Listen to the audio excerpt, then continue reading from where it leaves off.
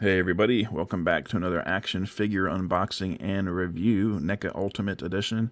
And today we're going to be taking a look at the Terminator from the police assault scene.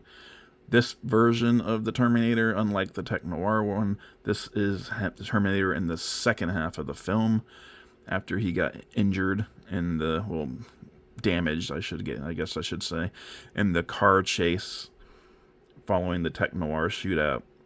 He crashed his car and got his eye and his arm injured, so he had to go back to his hotel room and repair himself. And then afterwards he dressed like this and then went to the police station for the famous shootout scene, and then he stayed in this outfit for the rest of the movie until he got burned in the explosion of the tanker truck. So you can see the box here. You got a shot of him in that outfit, unlike the Tech Noir cover, which was a shot of the actual film poster. You got Terminator on the side here, this time with a blue grid background instead of a red grid background like the previous one. And then Terminator here on the other side. Got the legalese on the bottom. And there's all the people who were involved in the making of this figure. Like I said in the Tech Noir one, I like this. More toy companies should do that. It really lets you give credit where credit is due to who does what for the figure. And again, on the top, Terminator. And then on the back, just like the Tech Noir version, you have that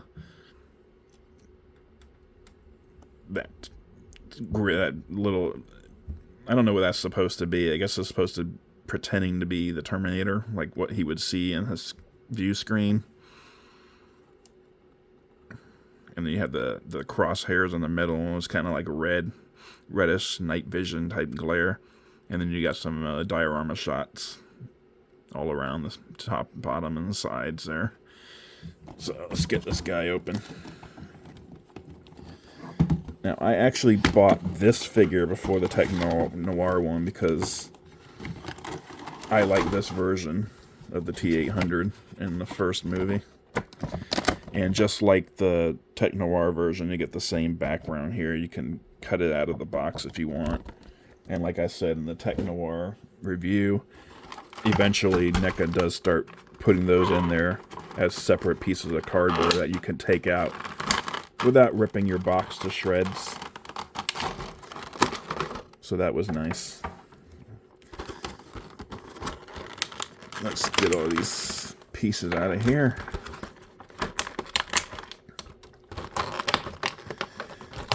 Now, this particular version of NECA is notorious for having knockoffs, so you're going to want to be careful. There are other videos online on YouTube that will show you the difference between a genuine product and a knockoff product. I should have mentioned this with the Tech Noir, because the Tech Noir is also knockoff heavy. When I first got the Tech Noir one off of eBay, it was a knockoff. I discovered that when I was opening them up, so I had to return it and get one that was real after checking a video on YouTube to show me the differences between the knockoffs and the originals. So just be aware of that and make sure. Look at the video online on YouTube somewhere to see what the differences are between the originals and the knockoffs before you buy one. Okay, so this is the quintessential 84 T-800. This is how I remember him best.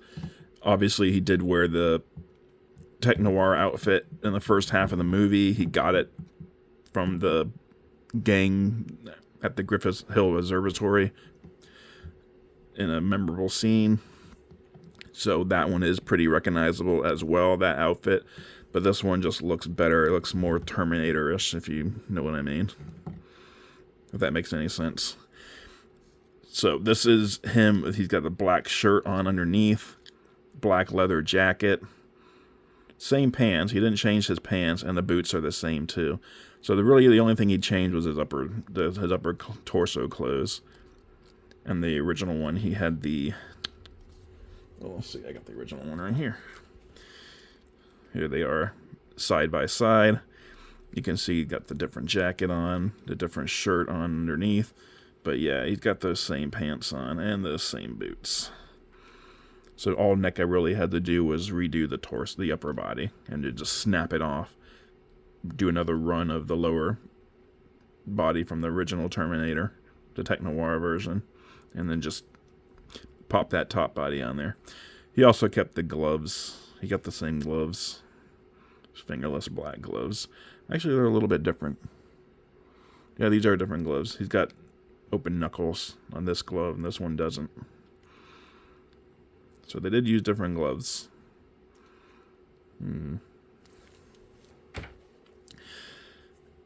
As you can see, Arnold's got his gargoyles on now. Those are the brand of the sunglasses he puts on in the movie.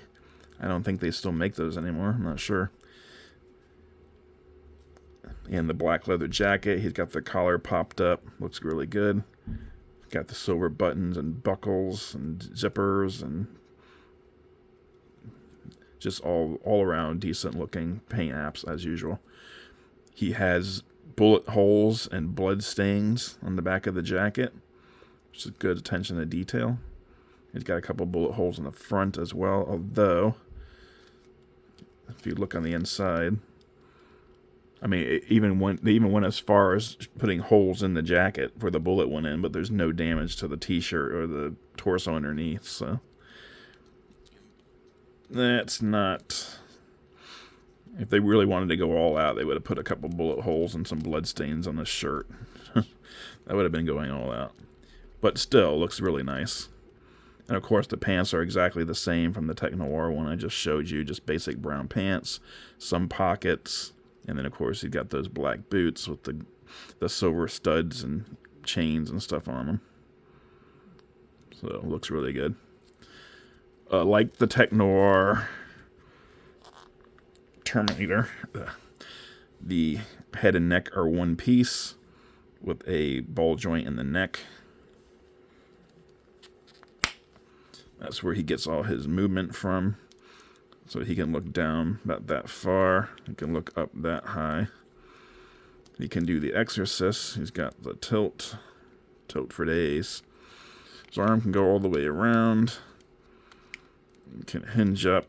Better than the Tech Noir one. It can actually go above 90. The Tech Noir couldn't even get 90. His elbow can go up. Actually, that's even worse than the Tech Noir one. Tech Noir one, I think, could just get 90. Let's see. I was mistaken. It's about the same. But it can swivel in and out. Give you a little extra mobility. He does have that same... there we go. He does have that same joint in his wrist, just like the neck.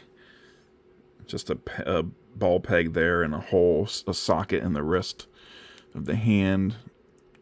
You just pop in, and that allows you to move up and down and side to side and turn it all the way around and whatnot. You don't get as much as you would if it had been a hinge joint in there, but you can go both directions, which you wouldn't have been able to do with a hinge. It would have been one or the other. Unless you went the Mafex Mezco route and put that beautiful joint that they use in there. He does not have an abdominal or a diaphragm cut at all. No movement in the torso, which feels really solid. But he can move at the waist, back and forth. You can twist again like Chubby Checker. Can't really move forward or back, though. That's just me moving the figure totally on its own. See, no movement. He can split out his legs about that far. Not quite Van Damme, but pretty damn close. He can kick out about that high. And kick back about that far. No thigh cut, but he does have a joint at the hip that allows him to move his upper leg like that, just like the Tech Noir. These are the same genes, so you're going to get the same exact movement from these as you got from the previous Terminator. Not even 90 on the knee, single joint, but pinless. You get a little bit of in and out on the hinge there. He does have the boot cut, and again, his boot can't go forward or backwards much. Just a little bit. Just a little bit forward, but not much back. It can twist like that, and it can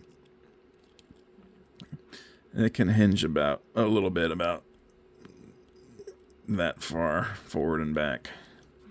And he has the peg holes on the bottom. Alright, this Terminator also has extra heads. And first, we're going to take a look at, this is his post-surgery, his post-eye surgery head, which we see for all of a few seconds before he puts the gargoyles on. This is after he cut the humanoid-looking eyepiece out to display the robotic eye underneath. So that happens in one scene. It lasts for less than a minute, and then he puts on his sunglasses, and that's how we see him for the rest of the movie until he gets hit by the semi-truck. And then we see him look like this. This is his face after he gets hit by the truck, after getting wiped out off his motorcycle when he's chasing them at the end. Sarah Connor kind of he gets next to her, and he kind of pushes him against the guardrail. He falls off the bike, and then he gets hit by a semi-truck and dragged underneath. And when he gets up and walks up to the cab and opens the door and gets in and tells the guy to get out, this is what he looks like. All messed up. Pretty good paint work on here. I like it a lot. You can see the metal underneath. You can see just blood and flesh grown for the cyborgs all over his face and everything. Just really well done. Plus the Arnold head sculpt's on point as well. I think they might have done it a little bit differently than they did in the Tech Noir version. Good. Excellent looking face. He also comes with extra hands, and these are to mimic his post getting hit by the semi-truck and dragged look, because his entire body gets kind of ragged. Although the rest of him looks just fine. Obviously, I mean, his entire body was kind of shredded after the truck hit him, but you can only replace the head and the hands, so it'll look a little off, him being this damaged on his hands and his head, but the rest of his body looking pretty much the same. But they do give you these, which is a nice added accessory there. Alright, he also comes with this handgun, which was his last resort. Once he ran out of bullets for his machine gun, he dropped it on the road for any kid could come by and pick it up. And then he pulled this out, which is basically like a 38 special or something like that. And he started firing at them with this before they knocked him off his bike. And then during the police assault, he uses this shotgun, which is what he got from Dick Miller's gun shop. This is the Italian. You can go pump or auto, according to Dick Miller. And this was the gun that he actually ended up executing Dick Miller with. He put a bullet in there, or a shell in there, and Dick Miller was like, "You can't do that." And he's like, "Wrong." Bam. Blew him away with this gun right here. And he also has this gun, which we actually didn't see him buy at the gun shop. In fact, I don't remember seeing it on display at all. So I don't know where he got this gun from in the movie. They don't actually show it. I gotta fix the tip. The tip's a little bent. Yeah, that worked. And as you can see, he has the clips, the magazines taped together. So when one runs out, he can pull it out, flip it upside down, and shove the next one in. And I'll save him some time in reloading.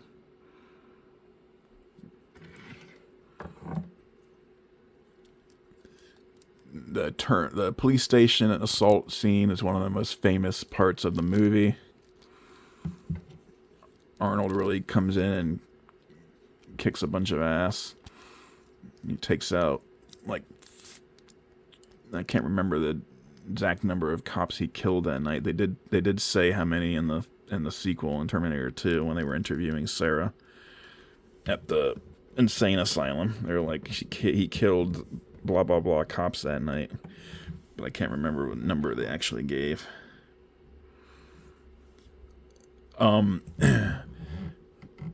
Great looking figure, just like the Tech Noir one. My biggest nitpick, I usually don't care as much about the inability, the lack of articulation in NECA figures because they look so good. But in this case, I really wish we had better articulation on the elbow so you could mimic his pose where he basically has the arm with a shotgun around his. He has a shotgun resting on his shoulder basically as he's walking through the police station. But you can't do that here because there's not enough articulation on his arm. If this was a double jointed arm and you can move it all the way forward, you could mimic, or all the way back, I should say, you could mimic that pose. So that's the only thing I would love to be able to do with the NECA figure, is to mimic that pose. That's how I would like to have him on my shelf. Unfortunately, we can't do that because the articulation isn't quite good enough for that. Still a great figure, and he definitely would look good on a Terminator display shelf, or just a famous movie display shelf, or even just an Arnold display shelf if you have some of those Super 7 Conan figures. You could probably, I think they did a Dutch figure too and a Matrix. They did a Matrix from the Commando. Now we just need a Raw Deal Arnold, a Running Man Arnold, a Total Recall Arnold. You could have a whole Arnold shelf.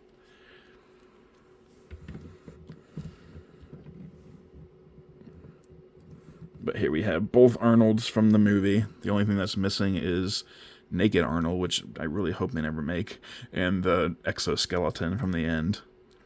And there's the Terminator. There's the NECA Terminator Part 1 figures. When I get the Part 2 figures, I will put those up for a vote, depending on if I still have a lot of figures to get through. And then I'll do reviews on those as well. So give me comments down below. Like and subscribe, and I'll see you next time.